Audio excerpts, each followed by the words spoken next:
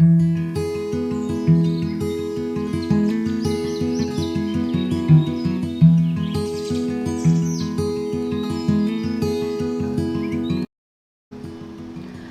buntag mga kapaglaom, niining adlaw, Marso 17, ang atong uluhan sa atong devosyonal, ang sikreto sa espirituhanong gahom, ug ang atong teksto makita sa Isaias 40, versikulo 31. Apan kadtong nagahulat kang Hiyuba, magabag-o sa ilang kusog, sila manlupad pinaagi sa mga pako, ingon sa mga agila, sila manalagan, ug dili makapuyan. Sila manlakaw ug dili mga luya. Kinahanglan ang dagang pag-ampo ngadto sa malampuson nga panagpaningkamot, kay ang pag-ampo magdala og gahom.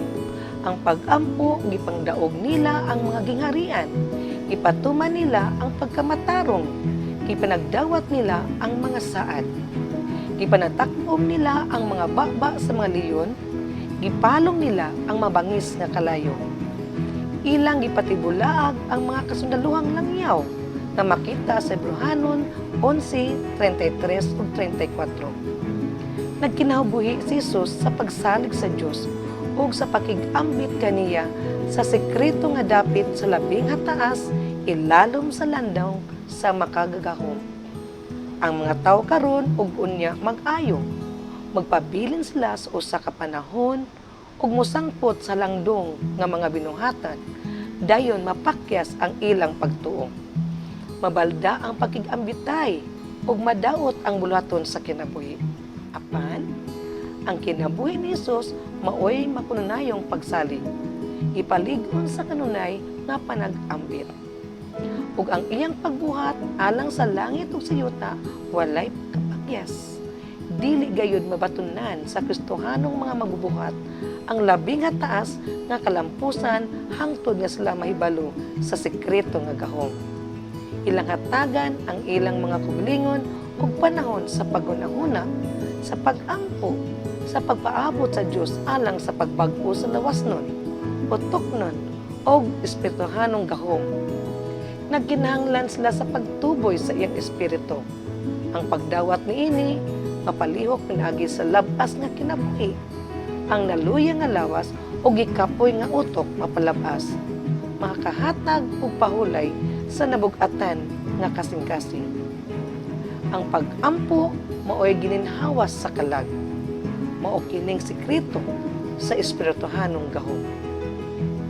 Walay laing paagi nga ipuli sa grasya, ang kahimsog sa kalag matipigan. Ang pag-ampo magdala sa kasing ngadto sa diha-diha nga pagbaton sa tabay nga tuburan sa kinabuhi ug mapalig-on sa utok ug kusog sa relihiyoso nga kinasit. Ang pag-ampo sa pamilya ug sa publiko adunay ilang dapit.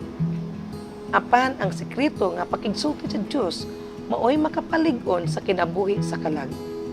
Didto sa bungtod uban sa Dios nga nakita ni Moises ang dagway ni anang matahom nga panggabalay nga maoy pulianan sa iyang himaya. Didto sa bungtod uban sa Dios ang sekreto nga dapit sa pakigsulti nga atong palandungon ang iyang mahimayaong pagtagad alang sa katawhan. Niini makahimo kita sa paghulma sa matugod sa atong kinaiya nga alang kanato matuman ang saad. Ako magapanguyo iya kaniya ug maglakaw diha kanila, ug ako mahimong ilang Dios ug sila mahimong akong katawhan. 2 Corinto 6, versikulo 16. Mag-ampo ta mga kapaglaom. Ama namo nga naa sa tas-an sa mga langit, dako kaayo ang among pagpasalamat diha kanimo o Dios. Sa gayon nga nakahimo kami sa pagmensahe ngadto sa mga katawan. Salamat sa mga pulo nga among nadunggan nining kabuntagon mahitungod sa sekreto sa espirituhanong gahom nga maoy nakahatag kanamo og inspirasyon sa pag-alagad dinha kanimo nga matinud-anon. Salamat sa pagtubag sa among mga pag-ampo ug salamat sa kanunayng pagpasaylo sa among mga sala sa ngalan ni Jesus. Amen.